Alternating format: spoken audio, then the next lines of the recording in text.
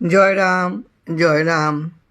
সমস্ত মানবের হৃদয়ে অবস্থান করিয়া ঈশ্বর দেহযন্ত্রে সমাসীন জীবগণকে সর্বদা মায়ায় বিমোহিত করিয়া ভ্রমণ করাইতেছেন। তাই তো হৃদয়ে মন রাখিয়া সর্বদাই নাম উচ্চারণ করিলে মনের শক্তি দৃঢ় হয়। নামের স্মরণে, নামের শক্তিতে মায়ার বিপর্যয় হইতে রক্ষা পাওয়া যায়। সংসার তো মায়ার দ্বারা গঠিত।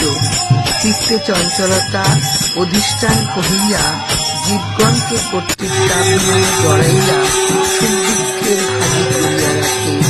ইহা হইতে প্রাণের একমাত্র ভগবান বই আর কিছুই নাই। সহিষ্ণুতা শক্তির আশ্রয় নিয়ে সর্বদা নাম করিবেন। ধীর হইয়া যদি ধৈর্য ধরিতে না পারেন, তবে নাম নিয়া পড়িয়া থাকবেন। নামই সত্য, এই বই আর কিছুই নাই। নাম করিতে ভালো লাগুক আর মন্দ লাগুক, নাম করিতে করিতে নামের অনুরাগ আসিবে এবং নামই উদ্ধার করিয়া নিবে। নিষ্ঠা ও ধৈর্য সহকারে নাম করিতে থাকলে কামনা ত্যাগ হইয়া যায়।